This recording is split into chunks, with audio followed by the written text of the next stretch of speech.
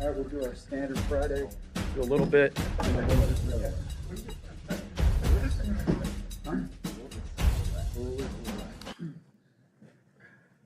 Time we, Bob? Okay. 12:10. Yeah. What's the latest with Devontae? Yeah, we'll see.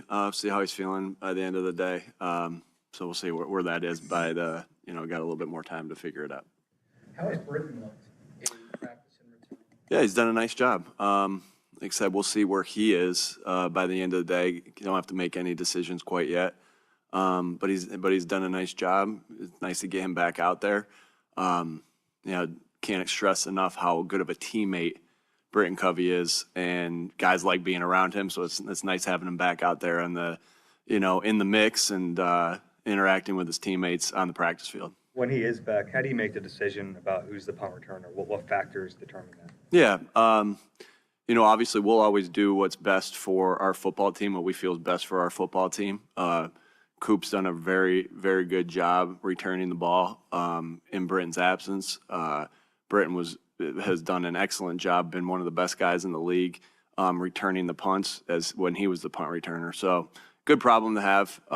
We'll factor everything and make the decision that best suits our football team. I guess on the outside and what we know of what goes on with you and your relationship with players, it seems like you're very much a player's coach, and that you being able to relate to them that way helps you. But when you find it necessary to kind of dole out punishment or discipline, what factors into you having to kind of go in that direction? What do you factor in?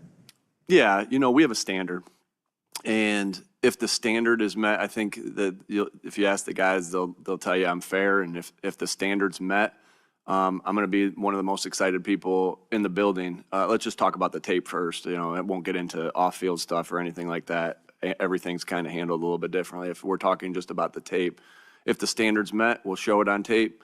We'll celebrate it, and other guys will learn from it. If the standard's not met, we'll correct it. And we'll correct it like we do with everything in front of everybody, just so everybody can get better from it.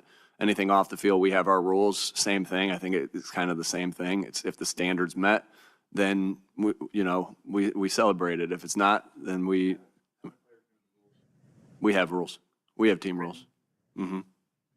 Hey, Nick. About having faith based on results, and you're at a point now in your coaching career where you have guys with built equity. How do you know, in the case of like Jake Elliott now, some other veterans, that you're not putting too much weight on past results, you're focusing on current results? Yeah, that's a good question. You put faith, you account for everything, just like when you are trying to make decisions on game management things, like everything's accounted for, what is in the future, what currently is happening and what's happened in the past. You see practice every single day. Again, you guys and everybody doesn't get to see the results at practice, right? And so practice, we feel like if you practice average, you're going to play average. If you practice great, you're going to play great.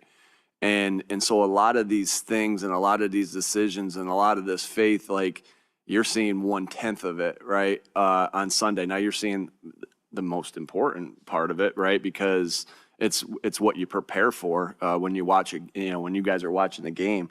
But all that, yes, game, we take a lot of faith from what happens in the game, but all those things that happen in our game-like practices as well are taken account in our walkthrough, in our meetings. That's where you build faith up, and so.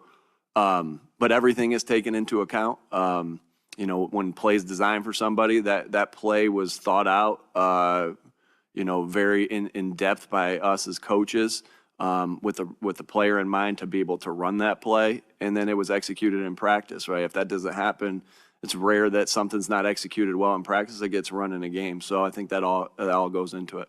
Two more, please. As far as Jalen being limited on Wednesday, is that more like being proactive because of the past injuries he's had late in the season? Yeah, again, he's good to go. I'm not going to get too much into everybody's injuries. You guys know me, how I'll kind of, or not injuries, but get into everybody's things. Like, I'm not going to get into that, but he's good to go. Everybody's doing maintenance on their bodies at this time of the year. And so you saw he was limited on Wednesday. He was good to go yesterday. He'll be full in today. So, but like I said, everybody's doing maintenance because this is a long season. I mean, these guys are going through, just such a long, grueling season. And we're in week 12. Yeah, we're in week 12 right now. So, a lot of guys are just, continuing to do the extra things they need to do for the long haul. I meant it more from the point of view, like, he's always been a guy who wants to do everything in every practice, no matter if he's hurting or not in the past. And if that's what you guys are doing this year. Yeah, like I said, I'm not going to get too much into that, but yeah, he's good to go, and you guys, like I said yesterday, he was in full, and you guys talked to him and heard from him as well. Nick, if Jahan or Johnny Wilson have to have elevated roles this week, what have you seen that gives you confidence that they're ready for that? Yeah. Just the continued getting better every single day. Both of them have made some big plays, in the past couple weeks, right? Johnny catching his first touchdown pass, Jahan catching a deep ball in the Jacksonville game, then also the Dallas game, and so. Yeah, again, and then the things that we see in practice. These guys come to work hard every single day. They put it on the line every single day. They've had good practices throughout the week, and we're excited about their possibilities if they need to go. And then we've had some good experiences with guys this year that have stepped in and contributed, and that's an awesome part of a team. All right, thanks.